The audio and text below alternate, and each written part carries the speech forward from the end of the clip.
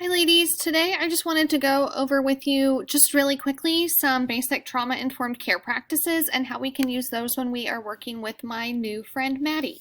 So I'm going to quickly go over what is trauma and how does it impact the brain and how can we use trauma-informed care practices to better serve our students, especially Miss Maddie. So trauma-informed care is basically just recognizing that a student's trauma can shape how we intervene with their behaviors. And again, it's really important that I emphasize it's not our responsibility to treat this trauma, but it is our responsibility to understand the roadmap of a student's life and how they got to the place that they are at today. And we also want to avoid re-traumatization in children, so understanding what their triggers are can help us avoid that. Physiologically, a children's brain that has experienced trauma looks very different. And some of the areas that look different are the prefrontal cortex. The prefrontal cortex is right up here in the front, and that is where we talk about executive functioning skills. You guys are really hearing all about executive functioning skills these days, and that is where all of that is happening. And when a kiddo is in survival brain, they have a difficulty accessing that prefrontal cortex and all of those decision-making skills. The hippocampus is also affected differently in students who have experienced trauma.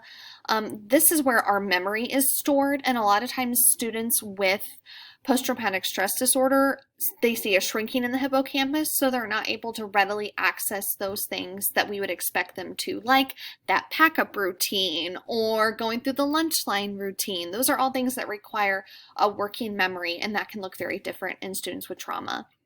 A really important area of the brain to remember in students with trauma is the amygdala. The amygdala is what lights up when we are looking to survive, right? We need food, we need water, we need a place to sleep, we need shelter. And when the amygdala is activated, all of that rational thinking turns off. So when a student with trauma is scanning the room, they're just looking for a place that makes them feel safe. They're looking to survive. So just to keep in mind that a student's amygdala that has experienced trauma is way more active than that of a typical student. I want to touch really quick on fight, flight, or freeze. We hear these words all the time, but a lot of times we don't go in depth on what those three things mean. So when a student is responding to stress, oftentimes you will see them fight, fly, or freeze. So the freeze is what you'll see in Maddie, especially when she freezes, is a shutdown, a look of just sadness. So a lot of times that comes after she's been told no after something, or which we see in kids all the time. So there's that freeze response. The flight response is the panic, the fear, the anxiety, and the worry. And what that looks like in Maddie can sometimes look like leaving a space without asking permission, which we call elopement. I haven't seen that yet this year since working with her, so hopefully we will get that nice and under wraps. The fight response is rage, anger, irritation, and frustration. What that looks like in Maddie is you might see some throwing of items, you might see ripping of papers, or just that frustration on her face. So that's what that looks like in Maddie. And then what you've heard me probably say a couple times is the word survival brain. It's important to recognize that a lot of times that amygdala right here is super active, and that is what is causing them to go into survival mode. So that logic goes completely out the window. The cortisol in your brain starts to fire at a rapid rate, and when that cortisol is being released constantly, it's telling your body, I need to survive, I need to survive, I need to survive. So where's the food? Where's my safe place? Where are the people that I trust? That's the biggest part of all of this. They're sensing, a student could be sensing danger, so they are scanning the room and they are looking for something predictable and something that they trust. So that is what survival brain looks like in students.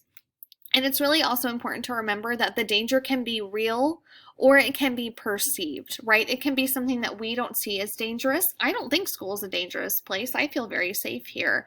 But to Maddie, this is a new place. This is an unknown place. So she may perceive this place or any people in this building as a threat if she feels that she cannot trust them. I am empowering all of you to create a mindset shift within yourselves right now. So, we a lot of times look at challenging behavior as kiddos just being naughty, and I would really empower you to think about that as a way of communicating to you. So yes, it may appear naughty, but what they're really trying to do is simply just communicate what they need to you. And this is Miss Maddie. She lives with her aunt and uncle. There are some custody issues. They did a BIP at Belmont, which is amazing. She enjoys art and being creative. She knows those zones of regulation inside and out, so it's going to be really important that we use those zones, like I had mentioned in Collab. She likes predictability, knowing what's coming next. She likes open spaces and making connections with her teachers. I can't emphasize that enough. If you want her to trust you, you've got to put in the work to try and make a relationship with her. But yeah, she's a really sweet girl, so that's very easy to do. Some strategies to utilize: providing a safe spot. That needs to be wherever she goes. Right now, I know she's spending a lot of time in the classroom, which is great, but we need to make sure that she has a safe spot everywhere. Offer her controlled choices. Use a point sheet with powerful reinforcers. Prime her for change, so if you know a change is coming up, just let her know beforehand. That way it's predictable. Build a relationship with her. That's also just, I have said that so many times. And I also recognize that sometimes Maddie struggles with showing how she cares about people in an appropriate way. A lot of times it's not developmentally appropriate, and she'll kind of latch on or squeeze you too tight or grab your leg. But just know that we are going to get to that, and we are going to work on that right now. I just really want to build that trust. So really working on trust. We are also going to be using a lot of visuals and co-regulation strategies too. Co-regulation is just the concept of doing everything together. So, oh, you need to calm down. Let's calm down together. Let's breathe together. Let's take this break together. She likes the togetherness. So that's important. Again, I had mentioned the zones of regulation, and it's really important that we utilize this strategy. It's great that she knows how to use it. And if you need more information about the zones of regulation or what those mean, please let me know and I can reach out to you separately or provide you some additional PD on that. Supports for Maddie. She'll have support throughout the entire school day, which is amazing. I'm glad the early childhood got that in place for her. Academically, she is right on track, so that's great news. And she's also going to do check-in and check-out with me.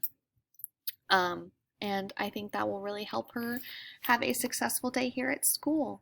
If you have any questions about trauma-informed care or any other just questions that you have about Maddie, please let me know and I will do my best to answer those for you. Thank you guys for watching.